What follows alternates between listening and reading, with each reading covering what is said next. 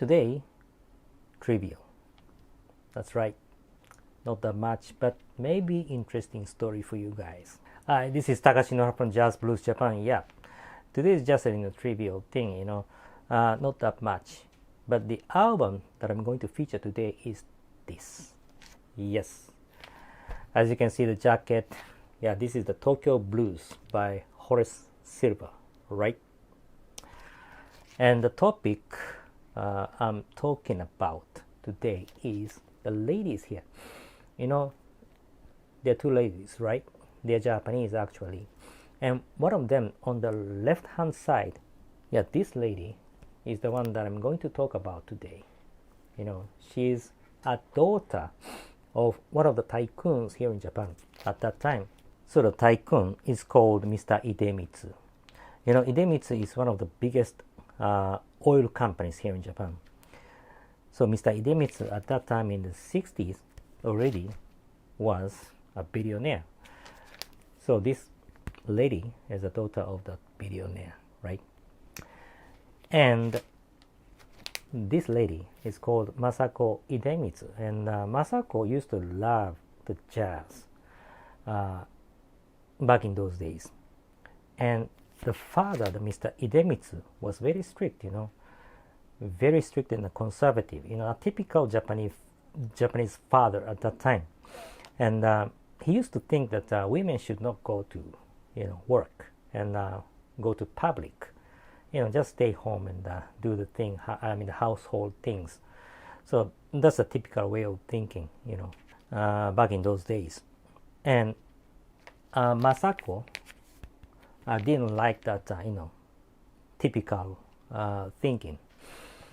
So she used to, sneak out of the house in Tokyo and go to listen to the jazz music at the jazz kissa. I was talking about the jazz kissa some time ago, right? Jazz kissa is a Japanese jazz cafe during those days in the 50s, 60s, up to the 70s. Even right now, there are many jazz kissa in Japan. But back in those days, in the 50s, 60s, yeah, there were many jazz kissa. But the problem is that, jazz music at that time was considered by the parents that, it's a kind of, rebellious music that young ones should not listen to, right? So jazz was not the music that young ones can easily listen to. There was a kind of, invisible pressure around that time by the parents. You should not listen to this kind of music, yeah, very dangerous. I don't know why, but that's it, that's the fact back in those days. So she knew that, but she just wanted to listen to the jazz music. So she used to sneak out of the house and go to the jazz kissa and listen to the jazz music she loved. And she went to the US. Actually this picture, the front cover of the Tokyo Blues was shot in the US. So Masako Idemitsu was staying in the US at that time, studying, and this background, if you look at the background, this is the Japanese garden, but not Japan. It was shot in the New York. There was a Japanese museum or garden or something like that in the New York. So it was shot there in New York at that time. And I think, Horace liked or loved this picture. So they decided to use this picture as a front cover of the Tokyo Blues. In addition to that, Horace used to love Japan as a whole. I think he came to Japan for the first time in 1961 as a member of the Jazz Messengers with the Art Blakey and the rest of the members at that time. And not only Horace Silver, but the rest of the members, including Art Blakey, of course, loved Japan, instantly. That's the fact too. And Horace Silver also loved Japan and the Japanese people and the Japanese culture. Since then, Horace Silver has come to Japan many times, and during those visits here in Japan, There was a one man, actually a jazz musician, a drummer called Mr. Hideo Shiraki. He's the one, used to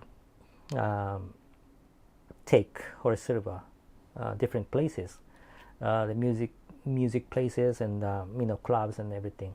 And the father of that drummer, Mr. Shiraki, owned a kind of brewery of Japanese sake, and he used to bring different types tasty sake to Horace Silver and his members while visiting here in Japan.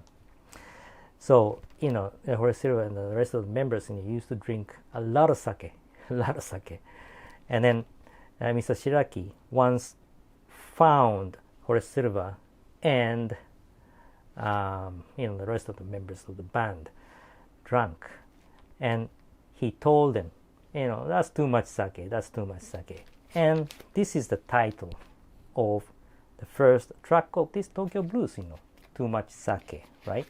And the second track is called Sayonara Blues. But it is funny that if you look at the spelling of sayonara is misspelled. Instead of sayonara, they put sayonara. I don't know why. It's a mystery that I don't know. They did it intentionally, or they did it without knowing that it is a misspelling. I don't know. But actually, this is not the sayonara. Sayonara is the right pronunciation and also the right spelling. Not sayonara, sorry. Sayonara. Sayonara. Okay. That's the second track of this Tokyo Blues. And Tokyo Blues, if you look at the side 2, Tokyo Blues and the Cherry Blossom. I think Cherry Blossom is the only track that Horace Silver didn't compose. But the rest of the tracks are just his, songs. And the last one is called Aso. Aso. Aso is like, okay. Yeah, okay. Something like that in a casual way. So that is Aso. Aso. Okay. Yeah. And during that time in the 60s, when this album, Tokyo Blues was released, Aso is a kind of popular phrase in Japan here. So most of the Japanese people knew that Aso, oh yeah, that's a popular phrase. And that's the phrase that our emperor at that time, Hirohito, the Emperor Hirohito, was saying, many times. I think Aso was a kind of his habit of saying that, at the end of his speeches. That's why, Aso was very popular phrase during that time in Japan.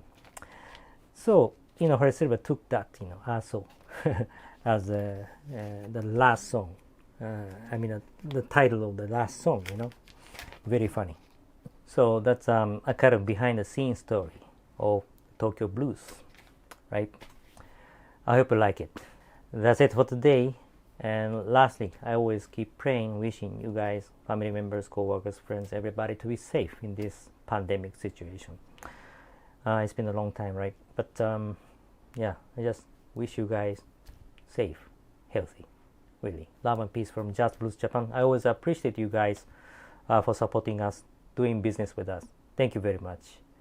And I will see you next time. Bye-bye.